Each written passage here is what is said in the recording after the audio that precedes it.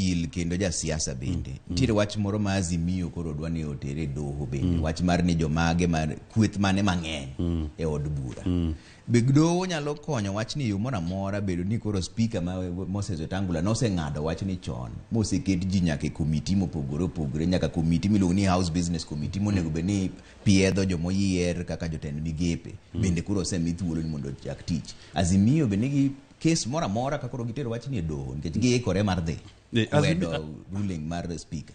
Azimio to nigi ratiro margi mar dhi e doho nikech kirango mos doho nyalo penjo outcome mar gima bunge okadho.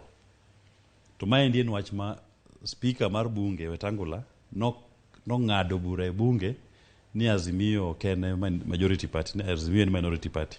To kirango mos tibo yudo ni Azimio ne en coalition.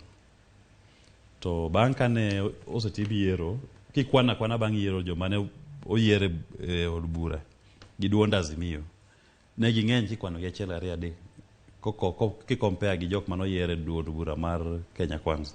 To lakini nikech siasa marwa en siasa maonge, en siasa mar self interest, en siasa ma onge wich kuot, siasa maonge principles.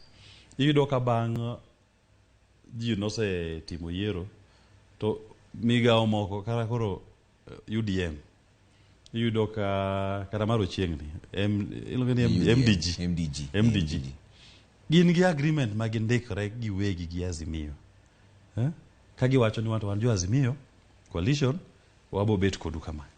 To coalition ma gindikono bende giwacho ni kadwa wuok to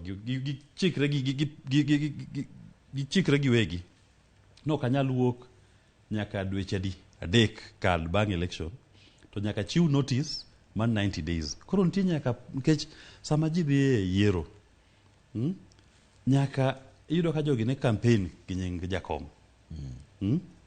Koro kata ng'ato sigone wach ni ka dhi bunge abo tiyo gi Azimio jakome ma yiero president. Koro kosekadho bibet bunge to koro ilokri, ng'eni mano bad manners. Kidwaro ni wabed gi politics manigi discipline, politics mar adiera ne japiny, nikech jatelo konego bed ni wuondo jopiny sama odhi manyo kura. Nikech kowuondi sama manyo kura no, to kara sama koro yude no ipano ok obi wuondi. Koro kani commit ni in Azimio, beda Azimio, to kidwa wuok, luw chike manusingorugo ni kapo nadwa wuok e coalition ni, luw chikego mondo iwuog e coalition no. Ok ni sama koro ni nikech en koro yamo loko dhi koni, tin bende loko dhi koni. Bet ja opposition ok en wach marach. Wan Josephina wan e opposition. To be wamor gi opposition kama ntiere ni, nikech wang'e ni tij opposition en tij keto sirikal in check. Wan e government in waiting. To kendo wabro keto sirikal Ruto ni, wabro range matek kabisa. Wabro kwede kodhi marach. To wabro nyiso jopiny gima onego bed ni timre. Koro jok mamanyo ni gin ringo gi sirikal ni, nyiso ni gin gimanyo gimiluongo ni self interest. Ok ong'i dwaro mar japiny manogone kura, bo nyise ni bede Azimio coalition. To mane gima koro ketho gin, to mano wach makaber to donego rang motegno. Ba duok ji e gik mane gindikore gi wegi. Nikech noko chungi. Kade bed no chuni sign coalition, to ni sign nang'o?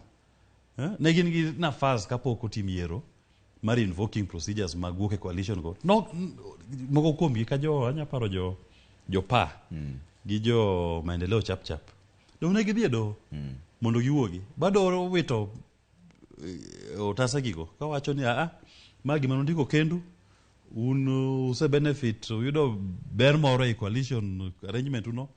Koro nyaka beda ba dweche adek karumi kichak instigate yo mar wuok. Kata kamano jonon siasa wacho ni ok inyal